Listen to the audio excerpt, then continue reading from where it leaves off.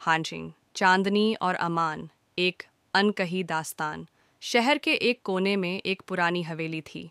लोग कहते थे कि वहाँ आत्माएं भटकती हैं। कोई उसके पास भी नहीं जाता था, लेकिन चांदनी को डर नहीं लगता था।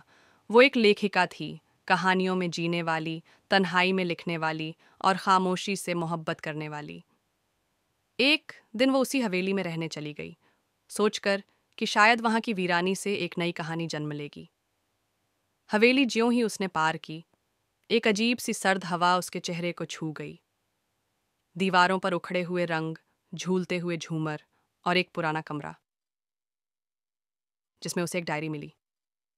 डायरी में लिखा था, मैं अमान हूँ।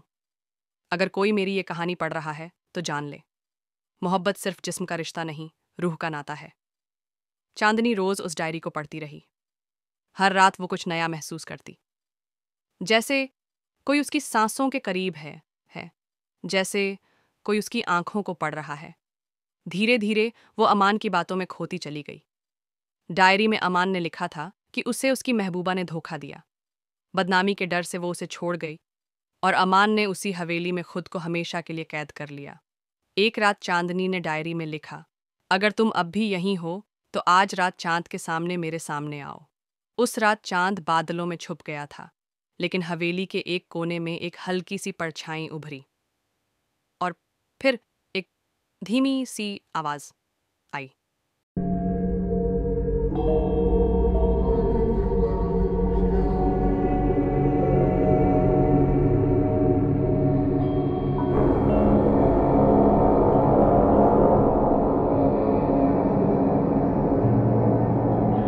तुमने मुझे फिर से जिंदा कर दिया, चांदनी। मेरी अधूरी कहानी को तुमने पूरा कर दिया।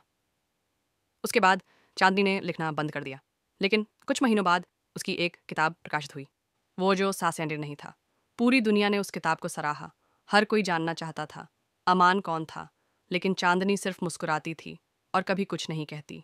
चांदनी और अमान, दूसरा अध्याय, परछाई का वादा।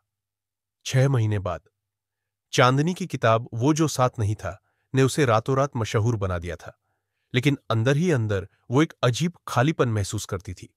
वो अब न तो लिख पाती थी, न हंस पाती थी। हर चीज अधूरी लगती थी, जैसे उसकी अपनी ही रूह अब अमान के साथ कहीं खो गई हो।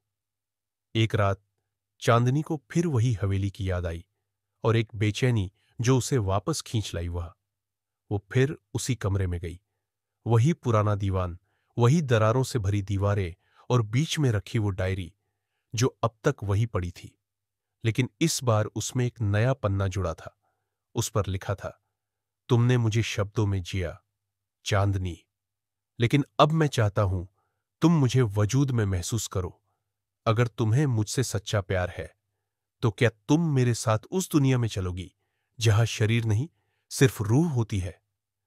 चांदनी की आंखों से आंसू बह निकले। उसी रात चांदनी गायब हो गई। पुलिस, मीडिया, दोस्त, सबने ढूंढा, लेकिन वो कहीं नहीं मिली। हवेली को खंगाल डाला गया, लेकिन वहां सिर्फ एक और किताब मिली, चांदनी की आखिरी रचना। वादा है, मैं लौटूंगी। जब कोई फिर इस हवेली में मेरी कहानी पढ़ेगा, मैं फिर किसी की सांसों में समा जाऊंगी। चांदनी अब कहा जाता है। जिसने भी उस हवेली में कदम रखा और दिल से चांदनी की किताब पढ़ी, उसे एक हल्की सी आवाज सुनाई दी, तुम आए हो, चलो कहानी फिर से शुरू करते हैं।